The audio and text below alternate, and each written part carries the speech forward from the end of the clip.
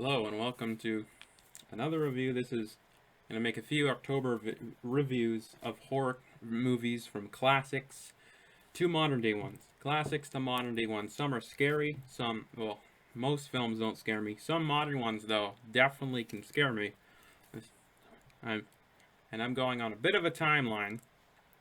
Not, I'm not going to do like every decade, but I at least I want to do one silent film. And from 1925, I'm going to review The Phantom of the Opera, which is a horror classic. Now, it took a while for any perfect horror movies to happen. There's barely any true perfect horror movies. But for 1925, this was pretty much the best you were gonna get. That's right. Because I haven't seen all the horror films from the silent era, or all the horror films from like the 20s. But I've seen this a few times, and I mean, there are some flaws, but again, 1925, of course you're going to have some flaws. There's not too many. For 1925, the Phantom of the Opera is as good as he gets. Even like, it's actually, for that time, the cinematography and stuff, like, it's actually pretty well shot. And of course, Lon Chaney's the reason it's good. It's a masterpiece for the 20s. And honestly, some parts are kind of scary because Lon Chaney, this is the most iconic performance. It's his best performance, and he also did the Hunchback one, which is also good. But I think this is better, and it's probably scarier. That's not really a horror film, but it's a pretty damn good film. This is better, and it's it's right up there with Dracula and Frankenstein from the early 30s. It's that great. And again, there's some scary scenes, I guess. It doesn't really scare me, but there's some parts that are crazy though. Like, I'm not going to tell you the spoilers, of course, because not everybody's seen this film. But the experts that have seen it a billion times will know way more than I do about other stuff. But again, it's pretty much, his name's Eric, and he's the Phantom, and he has a mask, and eventually there's a part where you see his face. I'm not going to spoil it, but he does. You see the face. I'm sure a lot of people see the pictures. Like when you go online, you see it. Usually you see the face, so you already have that spoiled. But I'm not going to tell you what it shows. But again, Lon Chaney he's the reason it's good. Without him, I don't see this as a classic, even though it's well made. And the music, every version I think is different music. I think I have one. I think it's a 1925 re-release with different music than the original, but it's still amazing music. A lot of horror movies back then had amazing music, and yes, silent movies had music, but they picked, like, some movies have really good organ music, some other movies have classical music, and this was really good music for Phantom of the Opera. Again, some parts are dull and boring, but most parts, like, are very entertaining. All the Lon Chaney scenes are very entertaining, where he's just taking her, he wants her to go somewhere, like, it's just crazy stuff. A lot of crazy stuff happens in this film. So, great film. Again, it's a great horror film, not a perfect film.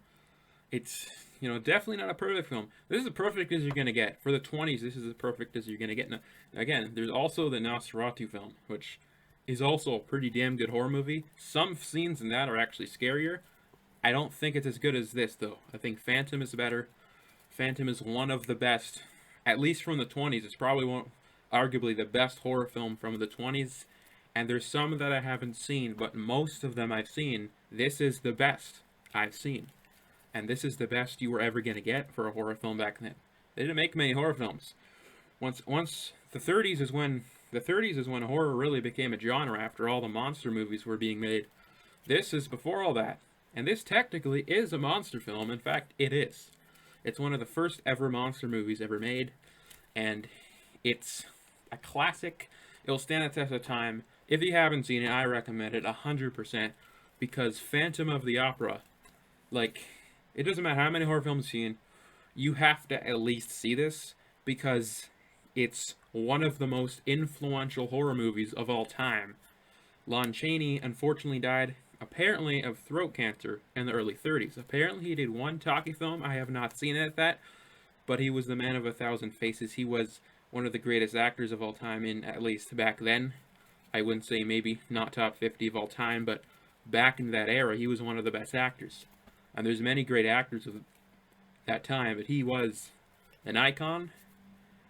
His, he will never be forgotten because of the great performances. And again, this is, one of the, and I haven't seen too many others of the Phantom of the Opera, but many people say this is the best one, and I wouldn't be surprised because it's a great story. It's not too long. Again, for silent films, I know there's people that don't want to try them, and there's some people that don't even want to watch black and white, but if you haven't watched too many silent films, like, there are really good scenes in this film.